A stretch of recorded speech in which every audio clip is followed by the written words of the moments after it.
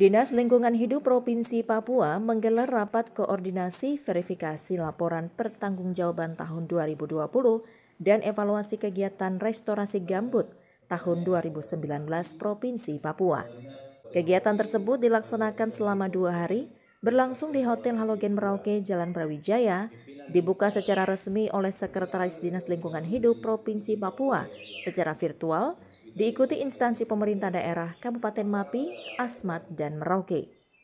Sekretaris Dinas Lingkungan Hidup Provinsi Papua Yan Pugu dalam sambutannya mengatakan, degradasi lahan gambut telah menyebabkan kebakaran hutan dan lahan, oleh karena itu restorasi gambut menjadi hal yang sangat penting, sehingga kehadiran lahan gambut dapat memberikan manfaat kepada masyarakat setempat. Restorasi gambut di wilayah Papua telah dilaksanakan sejak tahun 2018 dan difokuskan pada wilayah selatan Papua di 3 kabupaten, yakni Merauke, Mapi, dan Asmat, melalui budidaya penanaman sagu dan persawahan padi. Untuk budidaya penanaman sagu di lahan gambut merupakan salah satu upaya pemerintah dalam pemanfaatan lahan gambut sekaligus untuk mempertahankan pangan lokal Papua. Diharapkan kepada seluruh peserta rapat koordinasi dapat memahami seluruh materi sehingga pengelolaan lahan gambut dapat benar-benar maksimal sehingga memberikan manfaat kepada masyarakat lokal dalam pemenuhan kehidupan sehari-harinya. Pendekatan restorasi gambut di Provinsi Papua yang dilakukan, revitalisasi masyarakat melalui budidaya sagu dan padi sawah, ini tentu sangat berdampak bagi tidak hanya bagi lahan tapi juga bagi masyarakat. Juga ini bagian dari, kalau di sini kita lihat ada budidaya sagu, ini bagian dari upaya pemerintah untuk tetap mempertahankan pangan lokal sebagai bagian buat pangan nasional. Jadi tidak hanya padi tapi juga sagu.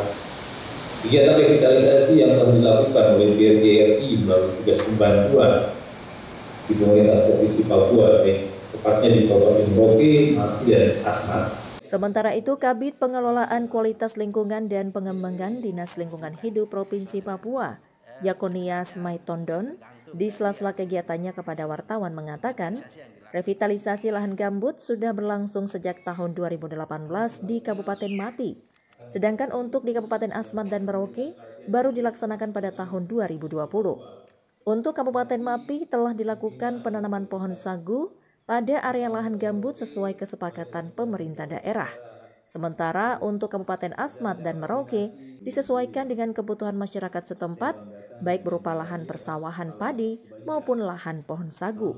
RTT itu akan mengarahkan kita untuk melakukan revitalisasi di daerah atau di KHG mana yang akan kita lakukan. Nah, sehingga kita tidak akan keluar dari KHG yang sudah ditetapkan dalam rencana tindakan tahunan. Nah, soal kampung-kampung yang akan dilakukan itu kita tetap akan berkoordinasi dengan pemerintah daerah, baik Kabupaten Asmat, Mapi, dan Merauke.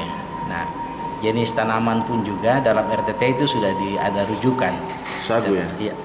Sebenarnya tergantung dari hasil inventarisasi yang dilakukan oleh konsultan dari BRG.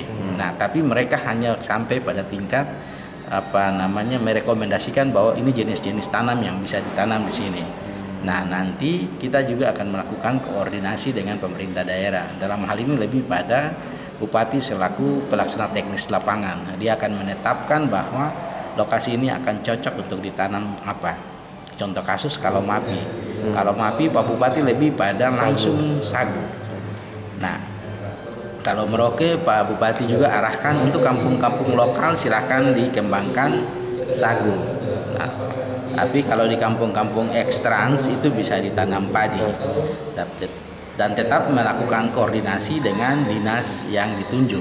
Dalam hal ini kalau di Merauke ada di Dinas Tanaman Pangan dan Pertanian Perkebunan. Nah, mereka itu yang ditugaskan untuk pelaksana teknis lapangan. Sehingga jenis-jenis tanaman apa yang diarahkan untuk ditanam kita tetap melakukan koordinasi dengan mereka. Ya.